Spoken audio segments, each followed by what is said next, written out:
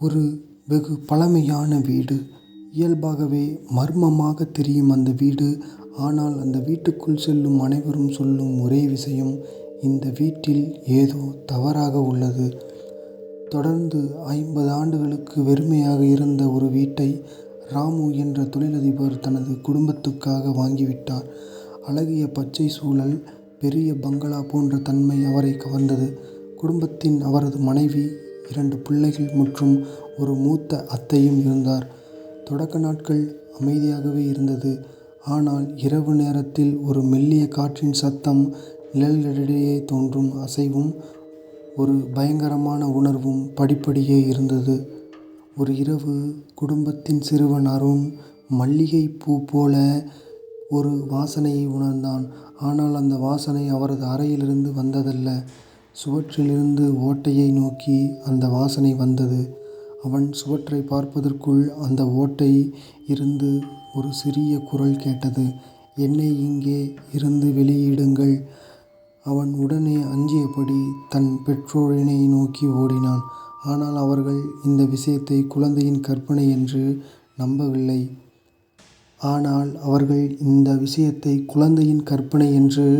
அலட்சியமாக விட்டனர். அடுத்த நாள் வீட்டின் மையமாக இருக்கும் பழைய மரம் வீட்டின் மிகப்பெரிய பேச்சாக மாறியது. அது எப்போதுமே ஈரமாக இருக்கும். ஆனால் ஒரு மழையும் பெய்யவில்லை. மரத்தின் கீழ் ஒரு பெரிய கறை இருந்தது. அதை சுத்தம் செய்ய முயற்சித்தாலும் மறுபடியும் பறந்து காணப்படுகிறது. மூத்த அத்தையின் மரத்தருகில் அமர்ந்தபோது அந்த மரத்தின் இலைகள் தானாகவே அசையத் தொடங்கியது. பின்னர் ஒரு குழந்தையின் சிரிப்பு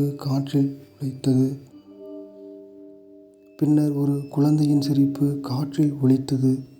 3வது இரவில் மின்சாரம் திடீரென மங்கியது.